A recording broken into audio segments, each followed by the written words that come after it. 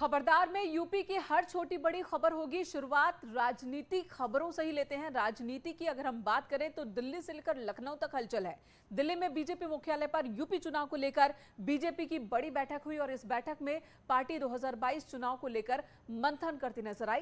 बैठक में पार्टी के राष्ट्रीय अध्यक्ष जेपी नड्डा, यूपी चुनाव प्रभारी धर्मेंद्र प्रधान, यूपी प्रभारी राधा मोहन सिंह, यूपी बीजेपी के प्रदेश अध्यक्ष स्वतंत्र देव सिंह, राष्ट्रीय संगठन महामंत्री बीएल संतोष और यूपी के संगठन महामंत्री सुनील बंसल मौजूद थे। बैठक के बाद स्वतंत्र देव सिंह ने कहा कि 3 बूथ सम्मेलन को संबोधित करने के लिए नाम तय किए गए हैं।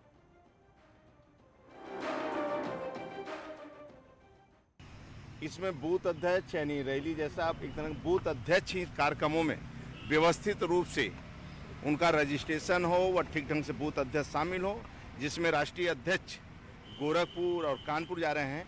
माननीय राजनाथ सिंह जी अवध और काशी में जा रहे हैं। 2 क्षेत्रों की बैठक में आदरणीय अमित शाह जी, ऐसे प्रोग्राम बना हुआ है और संगठन की विधिवत चर्चा हुई है।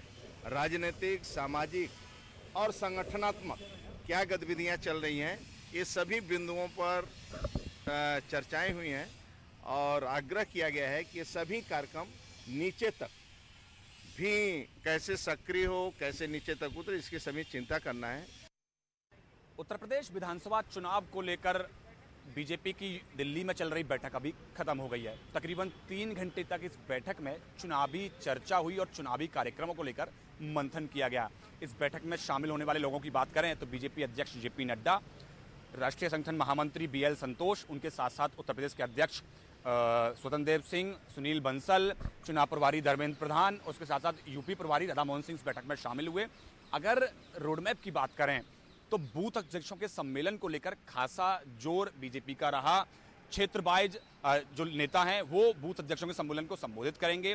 ब्रज और पश्चिम को गृह मंत्री अमित शाह संबोधित करेंगे। उसके साथ साथ काशी और जो अवध है उसको रक्षा मंत्री राजनाथ सिंह और गोरखपुर और कानपुर क्षेत्र को बीजेपी अध्यक्ष जेपी नड्डा संबोधित करेंगे। इसके अलावा 4 यात्राएं, विजय संकल्प यात्रा पूरे यूपी में बीजेपी 4 कोनों से निकालने जा रही है, उसके रोडमैप को लेकर चर्चा की गई। हालांकि अभी तारीख और रूट को अभी तैयार किया जा रहा है। तो ये पूरा चुनावी कार्यक्रम अब बीजेपी ने तैयार कर लिया है। बड़े नेताओं के कब कब दौरे होंगे उनको लेकर भी इस बैठक में चर्चा की गई। कैमरा पर्सन नरेश के साथ पवन गौड़, नेटवर्क 3, दिल्ली। तो बीजेपी ने आक्रामक चुनाव प्रचार की तैयारी कर ली है। इधर समाजवादी पार्टी अध्यक्ष अखिलेश यादव ने अपनी विजय रथ यात्रा के दौरान एक बार फिर चीलमजीवी शब्द का इस्तेमाल किया। अखिलेश ने कहा चीलमजीवियों से सावधान रहना है और उनके इस बयान पर बवाल मच गया है। भारतीय जनता पार्टी से सावधान रहना, ये चिलम वाले लोग हैं, ये धुआं उड़ाते हैं। हम तो कह के आए हैं, दिवाली पर मैंने कहा था कि जो मुख्यमंत्री आवास है उसको अच्छी तरह साफ कर देना और कहीं अगर धुआं लगा हो तो धुआं भी निकाल देना, क्योंकि आने वाले समय में समाजवादी लोग आ रहे हैं और भारतीय जनता पार्टी वाले जा रहे हैं। और अखिलेश यादव के इस चिलमजीवी वाले बयान पर संतों ने प्रतिक्रिया दी है। अखिल भारतीय संत समिति के राष्ट्रीय महामंत्री स्वामी जितेंद्रानंद सरस्वती ने कहा कि अखिलेश यादव अपने इस बयान के लिए माफी मांगे। उन्होंने चेतावनी दी कि अगर वो माफी नहीं मांगते हैं तो सनातन धर्म, भगवा और संतों को अपनी तुच्छ राजनीति में न घसीटे। अगर वो माफी नहीं मांगते हैं तो हम जनता से उनके खिलाफ वोट की अपील करेंगे। उत्तर प्रदेश के दृष्टिगत जिस प्रकार अखिलेश यादव जी ने कल सनातन हिंदू धर्म, भगवाधारी सन्यासियों के ऊपर प्रहार किया, यह उनकी कुत्सित मानसिकता को दर्शाता है कि ये अव्वल किस दर्जे तक का हिंदू विरोधी व्यक्ति है। चीलमजीवी, एक रंगा, ऐसे शब्दों का प्रयोग।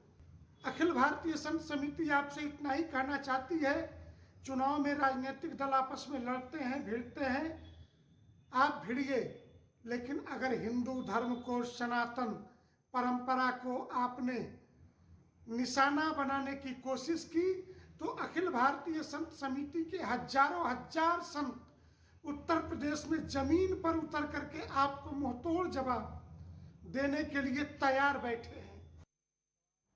इधर पीएम मोदी कल झांसी के दौरे पर रहेंगे। आजादी के अमृत महोत्सव के मौके पर रानी लक्ष्मीबाई के जन्मदिन को भव्य तरीके से मनाने के लिए केंद्र और प्रदेश सरकार ने बड़े स्तर पर तैयारियां की हैं। 17 नवंबर से राष्ट्र रक्षा समर्पण जलसा पर्व की शुरुआत हुई और इस परंपरा को देख स्थानीय लोगों में काफी खुशी है। लोगों ने रानी लक्ष्मीबाई के जन्मदिन को ऐतिहासिक बनाने के लिए पीएम मोदी की तारीफ की। झांसी किले में पीएम मोदी के स्वागत के लिए भव्य तैयारी है। बुंदेली वाद्य यंत्र, रमतूला, नगाड़े के प्रवेश गेट बनाए गए हैं। से सावधान रहना। ये सिर्फ मोदी जी की दम पे हो रहा है और ऐसा लग रहा है कि झांसी को बिल्कुल चमका दिया गया है। झांसी दुल्हन की तरह सजी हुई है और झांसी के चारों तरफ ऐसा माहौल है जैसे कि कोई शादी समारोह में माहौल होता है। और मोदी जी का हम लोग तहे दिल से धन्यवाद देते हैं कि इस तरह से पूरे देश पे और हमारे उत्तर प्रदेश पे और झांसी पे अपनी कृपा दृष्टि बनाए रखें। इधर डीजीपी और आईजी की ऑल इंडिया कॉन्फ्रेंस 19 से 21 नवंबर तक लखनऊ में होने वाली है, जिसका कल गृह मंत्री अमित शाह उद्घाटन करेंगे। और इस बैठक में गृह मंत्री अमित शाह के साथ एनएसए अजीत डोभाल भी होंगे। वहीं 21 नवंबर को डीजीपी और आईजी की ऑल इंडिया कॉन्फ्रेंस में पीएम मोदी भी शामिल होंगे। इस ऑल इंडिया कॉन्फ्रेंस में राज्यों के डीजीपी और दूसरी फोर्स और बलों के आईजी रैंक के करीब 80 ऑफिसर शामिल होंगे। कल लखनऊ में होने वाली बैठक को लेकर आज सीएम योगी ने सभी तैयारियों का जायजा लिया। All India DGP IG conference 19 से 21 नवंबर तक यूपी पुलिस के मुख्यालय सिग्नेचर बिल्डिंग में आयोजित होगी। 19 नवंबर को केंद्रीय गृह मंत्री अमित शाह इस कॉन्फ्रेंस का उद्घाटन करेंगे। 20 और 21 नवंबर को प्रधानमंत्री नरेंद्र मोदी भी इस कॉन्फ्रेंस में शामिल होंगे। देश के सभी प्रदेशों की पुलिस के मुखिया इसमें शामिल होंगे। कैमरामैन अनिल के साथ ऋषभ मणि त्रिपाठी, न्यूज़ 18 लखनऊ। और इधर 21 साल से यूपी और उत्तराखंड के बीच चला रहा परिसंपत्ति विवाद अब सुलझ गया है। उत्तराखंड के सीएम धामी और सीएम योगी आदित्यनाथ के बीच मुलाकात हुई, सभी मुद्दों पर चर्चा हुई और विवादों को सुलझा लिया गया है। सीएम धामी ने इसके बाद सभी मामलों की जानकारी दी, यूपी सीएम का धन्यवाद भी दिया। उन्होंने कहा कि ये कोई विवाद नहीं था, बंटवारे के बाद जो कई मुद्दे बच गए थे, छोटे और बड़े भाई में अक्सर इस तरह के मुद्दे होते हैं, अब वो मुद्दे समाप्त हो चुके हैं।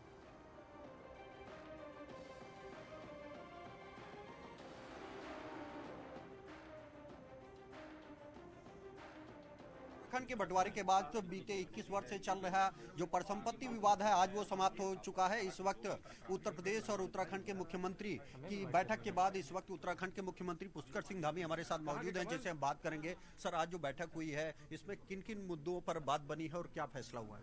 नहीं, सारे ही मुद्दे जो भी लंबित पड़े हुए थे, जिन पर अभी तक सहमति नहीं बन पा रही थी, आज आदरणीय मुख्यमंत्री योगी आदित्यनाथ जी की अध्यक्षता में उनके दोनों राज्यों की जो बैठक हुई उसमें सभी पर निर्णय हो गया है। और सकारात्मक रूप से जो कुछ मामले ऐसे हैं जिन पर दोनों राज्यों को सिंचाई विभाग के ज्वाइंट सर्वे की आवश्यकता है, 15 दिन का उन पर समय मिला है। 15 दिन में सर्वे होने के बाद जो 5700 हेक्टेयर जो भूमि है अभी उत्तराखंड में है, उस पर उत्तर प्रदेश का पहले से नियंत्रण है। तो जितनी आवश्यकता उत्तर प्रदेश को होगी वो उत्तर प्रदेश ले लेगा, बाकी उत्तराखंड की हो जाएगी। और क्या मुख्य मुद्दे हैं जिन पर बात बनी है? सभी मुद्दों पर हो गया है। आवास विकास के मुद्दे थे, वो 50-50% के आधार पर जो है दोनों राज्यों की देनदारियां और संपत्तियों में बंटवारा हो जाएगा। परिवहन विभाग के 205 करोड़ रुपए की जो धनराशि है वो उत्तराखंड को मिल जाएगी। इसी प्रकार से वन विभाग के जो मामले हैं उसमें भी सहमति बन गई है। चाइल्ड पोर्नोग्राफी मामले में सीबीआई का एक्शन जारी है। 14 राज्यों में धरपकड़ भी इस वक्त सीबीआई की टीम की तरफ से की जा रही है। 76 जगहों पर छापेमारी हुई। यूपी की 11 लोकेशंस पर दबिश और अलग अलग जगहों से 7 लोगों की गिरफ्तारी अब तक हो चुकी है। बहुत सारे चौंकाने वाले खुलासे भी हुए हैं। उड़ीसा की बात कर ले, आंध्र प्रदेश से लेकर उत्तर प्रदेश में इस काले कारोबार का जो जाल बिछा हुआ है, लेकिन अब सीबीआई आर पार के मूड में है और इस पूरे जाल को काटने के लिए संदेश बांटते हैं। आप बने रहे हमारे साथ।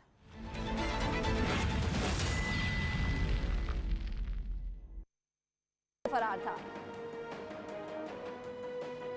सहारनपुर में 2 युवकों पर एक दिव्यांग नाबालिग के साथ रेप का आरोप, केस दर्ज कर पुलिस ने जांच शुरू की।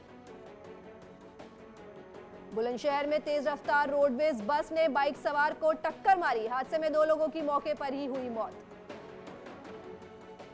बुलंदशहर में नालंदा इंटर कॉलेज के सामने छात्राओं के साथ मनचले दबंगों ने मारपीट की, लड़कियों ने शिकायत दर्ज कर कानूनी कार्रवाई की मांग की। नोएडा के गोल्फ सिटी सेक्टर 75 में 3 दुकानों में लगी आग, सामान जलकर हुआ राख, 3 फायर स्टेशन की गाड़ियों ने बुझाई आग। उधम सिंह नगर के मजदूरों ने मनरेगा का पैसा नहीं मिलने का आरोप लगाया, मनरेगा कार्ड बनाने के नाम पर पैसा लेने का आरोप ग्रामीण लगा रहे हैं। पौड़ी में कोर्ट परिसर के पास गुलदार दिखने से लोगों में दहशत, वन विभाग ने इलाके में लगाया पिंजरा, शाम ढलते ही लोग घरों में कैद होने को मजबूर। यूपी में जीका वायरस के मरीज तेजी से बढ़ रहे हैं, प्रदेश में अब तक जीका वायरस से पीड़ित मरीजों की कुल संख्या 140 पहुंची। लखनऊ में 2 नए केस मिलने के साथ जीका से संक्रमितों की कुल संख्या 5 हुई, कानपुर में सबसे ज्यादा 133 जीका वायरस संक्रमित। गाजियाबाद में अपने औद्योगिक क्षेत्र में चल रही यूपीसीडा ने 140 इकाइयों को नोटिस भेजा, जिनके साथ वायु प्रदूषण फैल रहा है। निरीक्षण के लिए टीमों का गठन किया गया।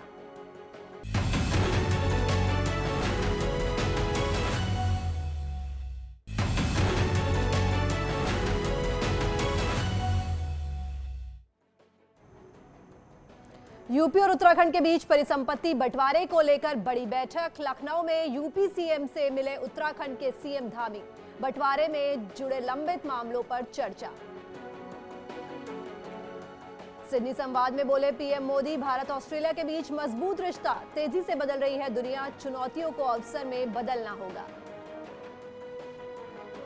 डीजीपी और आईजी की ऑल इंडिया कॉन्फ्रेंस 19 से 21 नवंबर तक लखनऊ में होगी, कल गृह मंत्री अमित शाह इसका उद्घाटन करेंगे। झांसी में जलसा कार्यक्रम का दूसरा दिन आज राष्ट्रीय रक्षा समर्पण पर्व के रूप में मनाई जा रही है रानी लक्ष्मीबाई की जयंती। कल पीएम मोदी कार्यक्रम में करेंगे शिरकत। पीएम मोदी राष्ट्रीय रक्षा समर्पण पर्व में रक्षा क्षेत्र में आत्मनिर्भर भारत को बढ़ावा देंगे। पीएम मोदी लड़ाकू हेलीकॉप्टर, ड्रोन और नौसेना के जहाजों के लिए उन्नत इलेक्ट्रॉनिक वॉरफेयर सूट सशस्त्र बल सेवा प्रमुखों को सौंपेंगे। यूपी चुनाव को लेकर दिल्ली में बीजेपी की आज बड़ी बैठक, प्रदेश अध्यक्ष स्वतंत्र देव सिंह के साथ कई नेता होंगे शामिल। यूपी चुनाव प्रभारी धर्मेंद्र प्रधान भी लेंगे हिस्सा। अखिलेश यादव पर केशव प्रसाद मौर्य का निशाना, कहा उन्हें अपना नाम अखिलेश अली जिन्ना रख लेना चाहिए। जिन्ना, अतीक, मुख्तार, कोई उन्हें चुनाव जिता नहीं पाएगा। 1962 के भारत चीन युद्ध में 72 घंटों तक अकेले चीनी सेवा से लोहा लेने वाले शहीद महावीर चक्र विजेता जसवंत सिंह रावत को रक्षा राज्य मंत्री अजय भट्ट ने उनके पैतृक गांव पहुंचकर श्रद्धांजलि दी। जवान के परिजनों को सम्मानित करते हुए हीरो ऑफ नेफा का विमोचन भी किया। शहीद बटुकेश्वर दत्त की जयंती पर सीएम योगी ने ट्वीट कर उनको नमन किया। सीएम ने लिखा, केंद्रीय विधानसभा में बम विस्फोट कर बर्बर अंग्रेजी हुकूमत को दहलाने वाले महान क्रांतिकारी बटुकेश्वर दत्त को उनकी जयंती पर कोटि कोटि नमन। बरेली में किन्नरों के 2 गुटों में जमकर चली लाठियां, इलाके को लेकर हुआ था विवाद, कई लोगों के खिलाफ केस दर्ज। इटावा में तिलक समारोह में हर्ष फायरिंग की गई, जिसमें एक मजदूर की मौत हो गई। आरोपी को पकड़ने में जुटी है पुलिस। सहारनपुर में 2 सगे भाइयों की गोली मारकर हत्या से फैली सनसनी, मामले की जांच में जुटी पुलिस। मोहनपुरा गांव की घटना। मुजफ्फरनगर में हाईवे पर बदमाशों ने 2 लोगों को गोली मारी, जिसमें एक की हुई मौत, दूसरे व्यक्ति को घायल हालत में अस्पताल में भर्ती कराया गया। हरदोई में महिला की गला काटकर हत्या का पुलिस ने खुलासा किया। 2 दोस्तों को गिरफ्तार किया, जिनके पास से चाकू और महिला का मोबाइल भी बरामद। मुजफ्फरनगर में चेकिंग के दौरान 2 शातिर गौ तस्कर पुलिस की मुठभेड़ में गोली लगने से घायल, उनके पास से अवैध हथियार और गोमांस भी बरामद। हापुड़ पुलिस ने 10,000 रुपए के इनामी बदमाश को गिरफ्तार किया। रणधीर नाम का ये शख्स पिछले 7 साल से फरार था। सहारनपुर में 2 युवकों पर एक दिव्यांग नाबालिग के साथ रेप का आरोप, केस दर्ज कर पुलिस ने जांच शुरू की। बुलंदशहर में तेज रफ्तार रोडवेज बस ने बाइक सवार को टक्कर मारी, हादसे में 2 लोगों की मौके पर ही हुई मौत। बुलंदशहर में नालंदा इंटर कॉलेज के सामने छात्राओं के साथ मनचले दबंगों ने मारपीट की, लड़कियों ने शिकायत दर्ज कर कानूनी कार्रवाई की मांग की। नोएडा के गोल्फ सिटी सेक्टर 75 में 3 दुकानों में लगी आग, सामान जलकर हुआ राख, 3 फायर स्टेशन की गाड़ियों ने बुझाई आग। उधम सिंह नगर के मजदूरों ने मनरेगा का पैसा नहीं मिलने का आरोप लगाया, मनरेगा कार्ड बनाने के नाम पर पैसा लेने का आरोप ग्रामीण लगा रहे हैं। पौड़ी में कोर्ट परिसर के पास गुलदार दिखने से लोगों में दहशत, वन विभाग ने इलाके में लगाया पिंजरा, शाम ढलते ही लोग घरों में कैद होने को मजबूर। यूपी में जीका वायरस के मरीज तेजी से बढ़ रहे हैं, प्रदेश में अब तक जीका वायरस से पीड़ित मरीजों की कुल संख्या 140 पहुंची। लखनऊ में 2 नए केस मिलने के साथ जीका से संक्रमितों की कुल संख्या 5 हुई, कानपुर में सबसे ज्यादा 133 जीका वायरस संक्रमित। गाजियाबाद में अपने औद्योगिक क्षेत्र में चल रही यूपीसीडा ने 140 इकाइयों को नोटिस भेजा, जिनके साथ वायु प्रदूषण फैल रहा है। निरीक्षण के लिए टीमों का गठन किया गया।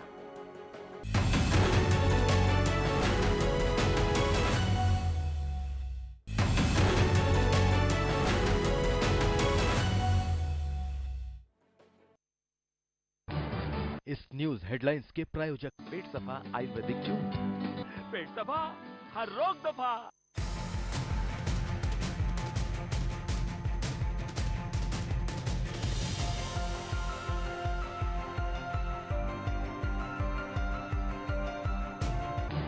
इस न्यूज हेडलाइंस के प्रायोजक पेट सफा आयुर्वेदिक जूस। पेट सफा, हर रोग दफा।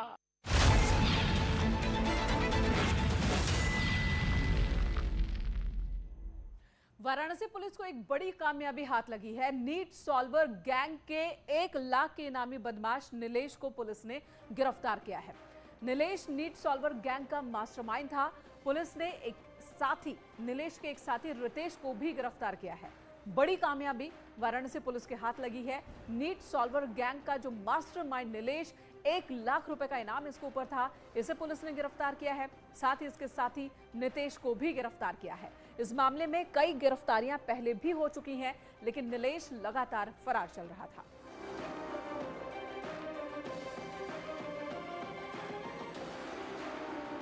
ये स्पष्ट हुआ कि इस गैंग का संचालन पटना के नीलेश सिंह उर्फ पीके के द्वारा किया जा रहा है।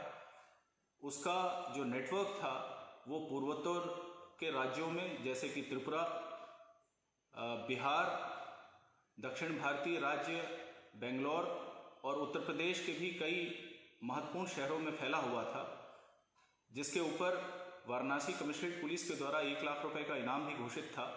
उसकी गिरफ्तारी आज हुई है। गिरफ्तारी के उपरांत कल न्यायालय में इसे प्रस्तुत किया जाएगा। उधर मेरठ में बदमाशों के हौसले किस कदर बुलंद है, आप अंदाजा लगा सकते हैं कि बैंक में घुसकर लूट की वारदात को बदमाशों ने अंजाम दिया। बदमाश बैंक के गेट के अंदर दाखिल हुए, व्यापारी के सिर पर रॉड मारकर उसे घायल किया, नोटों से भरा बैग लेकर भाग गए। थाना लालकुर्ती क्षेत्र की यह घटना है। दरअसल एक व्यापारी 3 लाख रुपए लेकर जम्मू एंड कश्मीर बैंक पहुंचा था। बैंक में रुपए जमा कराने से पहले ही बदमाशों ने उसे रोका, छीना झपटी की, हमला करके बैग लेकर भाग गए। 2,20,000 रुपए गए हैं। एक व्यक्ति से 2 व्यक्ति आए थे, उन्होंने डंडा मार के पैसे छीने। अभियोग पंजीकृत करा दिया गया है और सरगर्मी से 3 टीमें इसमें लगी हुई हैं और कुछ आवश्यक क्लू हमको मिल गए हैं, जरूरी क्लू मिल गए हैं, जिनके आधार पर शीघ्र अभियुक्तों का पता लग जाएगा। यहाँ रुकेंगे ब्रेक के लिए, खबरें जारी हैं।